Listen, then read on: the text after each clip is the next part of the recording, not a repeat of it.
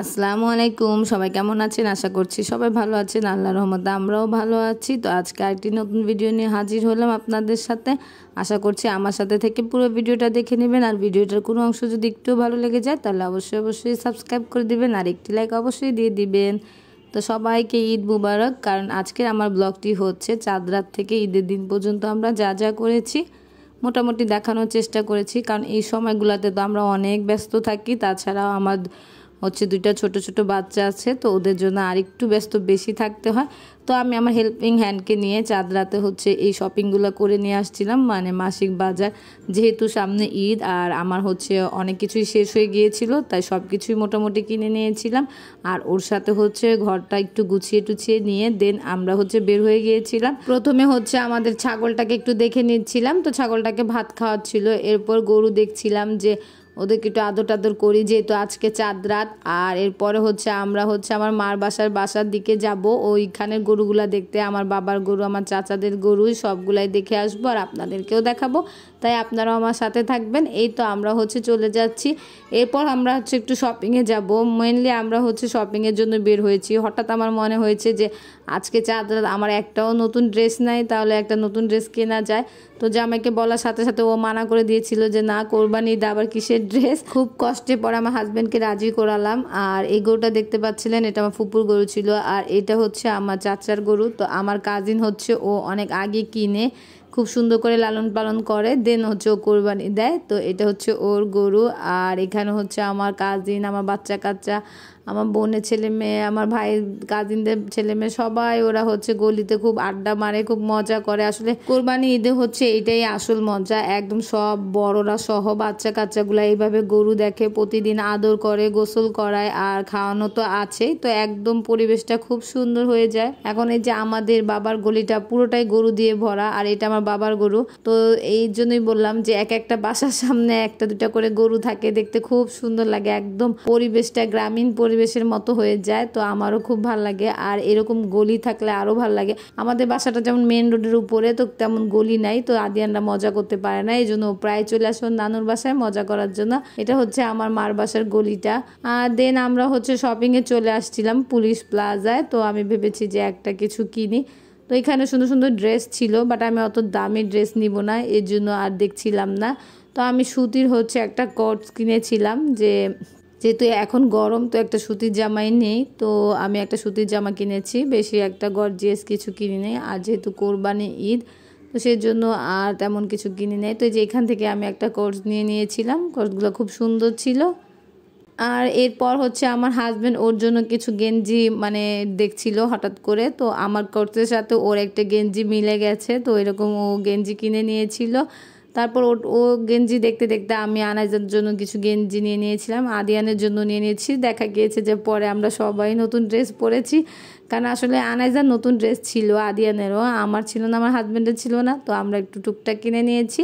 দেন বাসায় চলে আসছিলাম। বাসায় চলে এসে হচ্ছে আমি আমার ক্ষীর রান্না করে ফেলেছিলাম। আমার শাশুড়ি হচ্ছে সেমাই রান্না করেছে।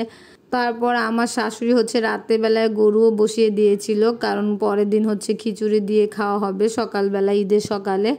তো এই তো টুকটাক কাজ শেষ করে যখন ঘুমাতে যাব, তো ভাবলাম যে আরেকবার হচ্ছে গরু আর ছাগলটাকে দেখে আসি, কারণ কালকেই তো হচ্ছে কোরবানি দিতে হবে। কালকে যেহেতু ঈদ, তো আমরা সবাই একটু ওদের সাথে ছবি টবি তুলে নিচ্ছিলাম আর আমি একটু ভিডিও করে নিয়েছিলাম।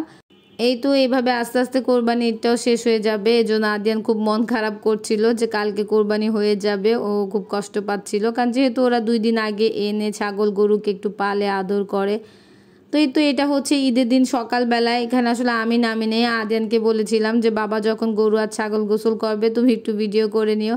তো আদিয়ান হচ্ছে সুন্দর করে একটু ভিডিও করে নিয়েছে। তো আমার হাজব্যান্ড সব সময় ঈদের দিন ওই গোসল করায়, কারণ ও খুব ভাল লাগে, ও খুব যত্ন করে গোসল করায় শ্যাম্পু দিয়ে।